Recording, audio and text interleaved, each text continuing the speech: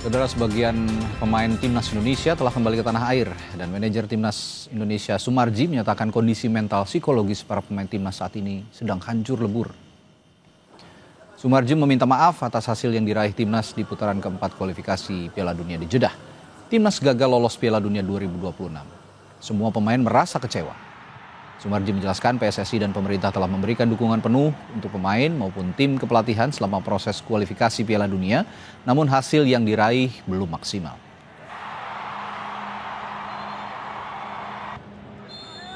Permohonan maaf yang sebesar-besarnya atas kegagalan ini. Kami di BTN bersama-sama dengan Pak Sekjen sudah menyiapkan sebenarnya tim ini dengan sebaik-baiknya. Semua hal yang diminta oleh tim pelatih sudah kita siapkan. Namun, apalah daya, dengan hasil yang seperti ini tentu membuat hati kami dan saya yakin percaya hati seluruh masyarakat Indonesia 280 juta pasti remuk redam, hancur pasti. Kenapa? Karena mimpi kita sebenarnya di round 4 ini kita bisa lanjut paling tidak. Manajer Timnas Indonesia Sumarji juga menyatakan nasib pelatih Patrick Kluivert akan diputuskan oleh rapat Exco PSSI. Sumarji bilang tidak akan menutup-nutupi soal Kluivert. Sumarji juga berharap Exco bisa bersikap tegas. Soal Patrick Kluivert, saya kira nanti akan diputuskan dalam rapat Exco. Tapi ya, sekali lagi, saya akan sampaikan apa adanya di rapat Exco. Saya tidak akan tutup-tutupi mana yang baik, mana yang tidak baik. Semua akan saya sampaikan apa adanya. Sekali lagi, karena saya ini berada di tim. Mulai dari round 1, Oktober 2023 sampai dengan sekarang. TC juga saya ada, semua saya ada di situ. Dan saya tidak pernah jauh-jauh dari anak-anak, dari tim ini. Sehingga saya akan sampaikan apa adanya. Ya, semua nanti kembali kepada teman-teman Exco. Kali ini saya minta tolong teman-teman Exco harus berani ambil sikap yang tegas. Hancur lebur, itu kata yang digunakan manajer Timnas Sumarji untuk menggambarkan situasi Timnas usai gagal di Piala Dunia. Lalu apa yang harus dilakukan untuk membuat Timnas bangkit lagi? Karena beberapa saat ke depan kita akan menghadapi Piala Asia di tahun 2027. Dan bagaimana juga nasib pelatih Patrick Kluivert? Kita akan ulas bersama analis sepak bola Anton Sanjoyo yang sudah hadir di studio. Dan nanti juga akan bergabung mantan pelatih Timnas Nil Maizar. Saya ke Bung Anton. Selamat malam Bung Anton. Selamat malam. Itu ada Bung Joy. Ya, Bung Joy, kalau bicara ini kan semua sekarang berteriak untuk evaluasi pelatih Patrick Kluivert, mulai dari manajer timnas, lalu juga ketua umum PSSI, bahkan pemerintah juga ikut bicara soal evaluasi pelatih ini. Tapi model evaluasi apa yang dibutuhkan sekarang? Ya, saya kira memang harus ada evaluasi menyeluruh, bukan saja kepada Patrick Kluivert, tapi juga kepada timnya. Okay. Lalu kepada PSSI juga mereka harus berkaca diri, karena misalnya model timnas sekarang kan tidak memungkinkan tim ini berkumpul dalam waktu yang lama. Dan itu sudah disadari sebetulnya ketika menunjuk Patrick Kluivert ataupun juga dulu ketika sudah menunjuk Sintayong. Itu kan mereka sudah sadari juga model ini tidak terlalu efektif. Dan kita udah lihat lawan Australia seperti itu, lawan Arab Saudi juga kumpulnya pendek. Tapi itu kan memang tuntutan sepak bola modern sekarang. Nah, evaluasi menyeluruh maksud saya adalah juga pada tim kepelatihan ini yang sejak awal Patrick Kluivert dengan timnya itu kan digadang-gadang sebagai tim kepelatihan terbaik. Tapi saya menduga kalau saya lihat dari gesture-nya Pak Marji, dari cara dia berbicara, mulai dari bagaimana dia kaget melihat starting line up ketika melawan Arab Saudi, lalu dia selalu menekankan saya akan buka semuanya, saya akan buka. Jadi menurut saya ada sesuatu yang selama ini hanya Pak Marji dan tim yang tahu, publik nggak pernah tahu. Jadi saya rasa ini menarik nih. Tapi federasi tahu nggak menurut Mas? Saya rasa dengan dia sudah lapor-lapor juga, tapi belum laporan resmi. Karena manajer tim pasti akan melaporkan secara resmi detail, ya. Mungkin bukan cuma day by day, tapi juga minute by minute, jam per jam. Dia akan lakukan apa yang terjadi sepanjang persiapan menghadapi putaran keempat ini. Jadi ini menarik ditunggu, tapi saya rasa Exco harus betul-betul memperhatikan apa yang akan dilaporkan oleh Pak Marji. Tadi juga Pak Marji mengatakan sekali lagi Exco, tapi kali ini harus tegas gitu ya kepada situasi saat ini. Yang dimaksud tegas situasi saat ini siapa? Ke pelatih kah atau ke siapa kira-kira? Dan apa yang terjadi sesungguhnya dengan kalimat saya menduga harus tegas ini? Jurusannya adalah kepada pelatih. Patrick Kluivert. Karena semua diskursus yang terjadi di dalam tim itu kan ujungnya adalah keputusannya Kluivert. Betul. Termasuk juga sebetulnya starting line up ketika melawan Arab Saudi. Gitu. Jadi ini yang menurut saya masih menjadi misteri, hanya Pak Marji yang tahu dan teman-teman yang ada di tim. Tapi kita belum tahu. Jadi kita masih menunggu. Tapi dugaan saya sendiri mengatakan ini evaluasi harus ada opsi untuk mengganti Patrick Kluivert. Karena saya sendiri menilai sejak dia ditunjuk pada bulan Januari sampai sekarang tidak ada perubahan yang signifikan dalam performance tim. Ya, saya tidak menghitung Australia dan Jepang karena situasinya agak unik. Tapi menghadapi China, menghadapi Bahrain, tim ini tidak berkembang sebagaimana yang diharapkan. Jadi rasanya sih putaran keempat ini kalau boleh saya katakan ya wajar kita tersingkir karena memang tidak ada perkembangan yang signifikan sejak Patrick Kluivert memegang tim ini. Oke. Kalau gitu saya sapa juga mantan pelatih timnas Neil Maizar yang sudah bergabung melalui sambungan virtual. Selamat malam. Selamat malam, Bang. Oke. Selamat malam, Bang Joy. Baik. Malam, Coach. Coach, kalau saya bertanya POV-nya coach to coach nih ya, pelatih dan pelatih. Sebagai pelatih dengan kondisi seperti ini, tadi Pak Marji mengatakan kondisi pemain sedang hancur lebur di saat kita juga akan menghadapi kita harus lupakan Piala Dunia, tapi kan kita harus one step ahead gitu ya, bahwa nanti di tahun 2007 di awal tahun 2026 maksud saya ini akan ada Piala Asia. Nah, apa yang harus dilakukan federasi, dan saya tidak tahu ya apakah pelatihnya masih coach Patrick Kluivert atau tidak, tapi apa yang harus dilakukan pelatih juga kira-kira untuk membangun semangat tim? Ya, yang pertama pelatih ini kan harus mempertanggungjawabkan apa yang harus dia kerjakan. Ya. Artinya Patrick Kluivert mengambil jabatan ini take over dari Sintayong. Dan dia harus memberikan laporan pertanggungjawaban dia selama dia bekerja di PSSI. Artinya itu dimulai di pertandingan dia melawan Australia. Sampai pertandingan kemarin melawan Irak. Nah, dia harus melaporkan sejarah detailnya bagaimana perkembangan tim dari pertandingan pertama sampai pertandingan lawan Irak. Dan juga tentu dia mempertanggungjawabkan kenapa ini terjadi. Kan pertanyaan sekarang kan target yang dibebankan oleh PSSI ini secara langsung kan dia harus lolos Piala Dunia. Nah, kita harus tahu juga kontrak Patrick Kluivert ini apa yang dituntut PSSI, emang harus lolos Piala Dunia di tahun 2026 atau Piala Dunia tahun 2030. Kan informasinya kan dia akan perpanjang di kontrak sampai tahun 2027. Nah, ini harus jelas juga. Karena kan kita juga nggak tahu, kita nggak bisa meraba-raba juga sebagai orang di luar dari kepengurusan PSSI. Tapi sebagai coach, dia harus menjawabkan apa yang dikerjakannya selama pertandingan babak kualifikasi Piala Dunia. Itu yang penting. Kan dia punya analis. Pertandingan dia melawan Australia, dia kalah. Alasannya B, kenapa. Setelah itu dia menang lawan Bahrain. Analisisnya A, B, C. Dan melawan Cina. Begitu juga melawan Irak. Itulah sistem cara bekerja seorang pelatih. Dan ini harus bertanggungjawabkan. Berdasarkan itu nanti, baru PSSI nanti menanyakan dan bertanggung jawab. Itu kan seluruhnya Esko yang memutuskan itu. Gitu, Bang. Nah, bicara soal Esko tadi, saya setelah jeda nanti akan juga tanyakan ke Coach Neil Maizar. Seperti apa sih sebenarnya proses penentuan nasib pelatih di timnas di Esko PSSI itu? Mungkin juga nanti Coach Neil Maizar bisa berbagi pengalamannya ketika masih menangani timnas dan menghadapi Esko. Saya akan tanyakan hal itu sesaat lagi di Sapa Indonesia Malam. Tetaplah bersama kami. Peran keempat, muncul isu perpecahan di ruang ganti timnas. Manajer Sumarji akui kondisi ruang ganti selalu sulit saat timnas mengalami kekalahan. Cara soal ruang ganti sebenarnya begini ya.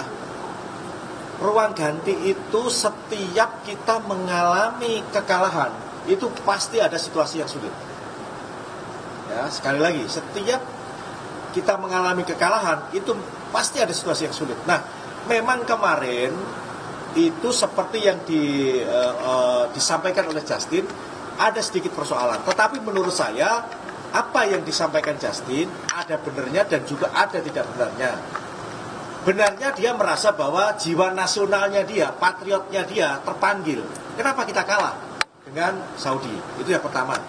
Terus yang kedua, dari salahnya, kenapa itu harus disampaikan ke publik? Mestinya harusnya sampaikan itu di internal. Dan saya sudah bicara sama Justin juga sudah mengunggah permintaan maaf itu. Ya, kita lanjutkan perbincangan. Tadi saya bertanya kepada Coach Neil Maizar, Coach, kalau situasi evaluasi pelatih gitu ya oleh Exco PSSI, mungkin Coach punya pengalaman atau punya cerita soal bagaimana sih sebenarnya proses evaluasi pelatih oleh Exco PSSI ini, Coach?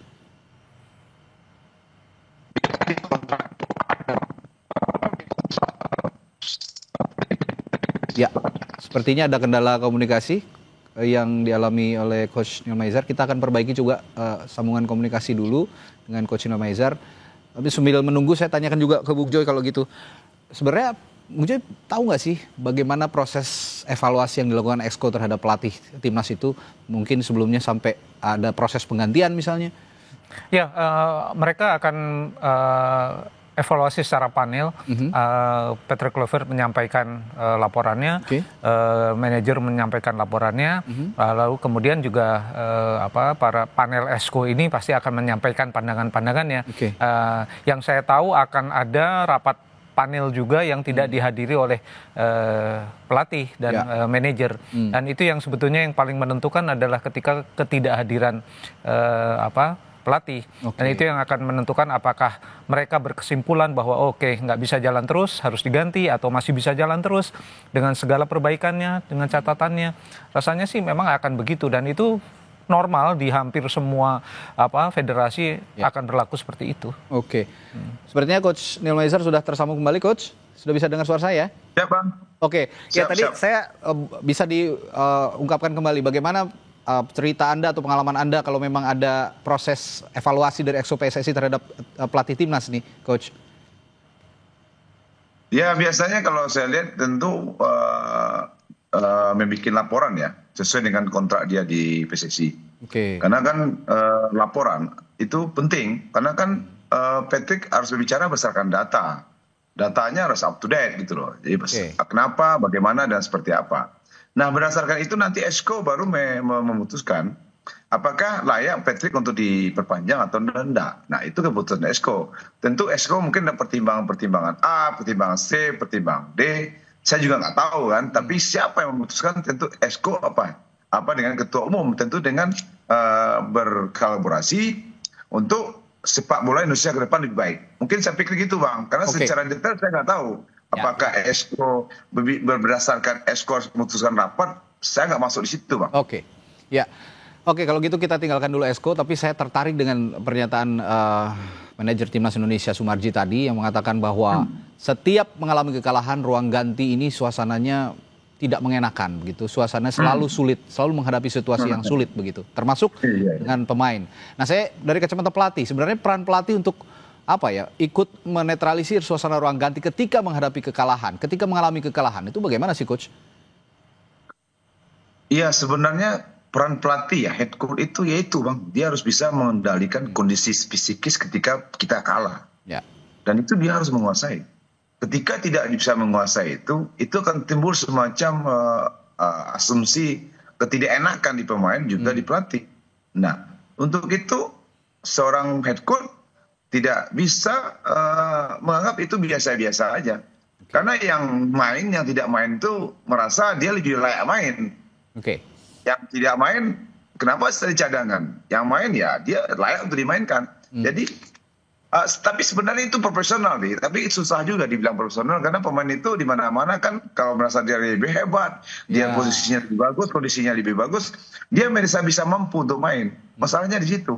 Jadi sepak bola itu bukan hanya di Indonesia aja, di mana di dunia itu di minute main itu sangat perlu buat pemain. Karena dia menjualkan diri dia kan untuk kedepannya lebih baik gitu, Bang.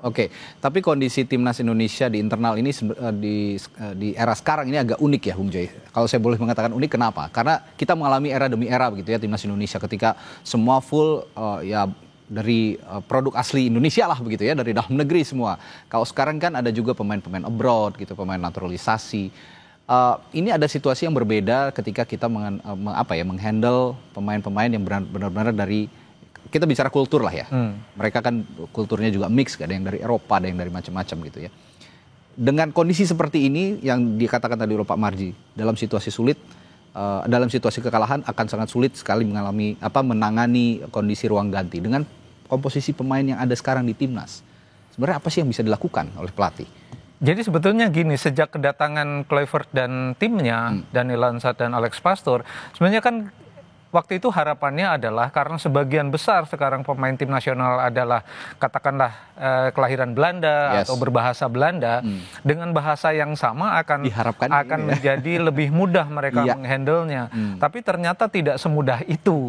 Jadi kalau saya lihat dari dinamika yang terjadi, yang dikatakan oleh Pak Marji, segalanya ternyata tidak mudah. Dan kita salah membayangkan, kalau saya bilang salah membayangkan, karena kan waktu itu bahasanya sama, ilmunya sama, harusnya sih dengan Jai Isdes dan kawan-kawan tim ini langsung klop. Ternyata tidak semudah itu, dan tidak semudah itu pula kita menganggap bahwa antara Kluivert dengan Alex Pastoor dengan Daniel Lansat itu akan terjadi kerjasama yang sedemikian apiknya. Ternyata kalau saya lihat ya, saya baca dari gesturnya Pak Marji, kata-katanya itu tidak terjadi. Sehingga memang kalau kita bicara kulturnya sebetulnya sudah sama antara tim pelatih dengan para pemain. Tapi ya itu ternyata di sepak bola dinamikanya itu tidak semudah yang kita kira.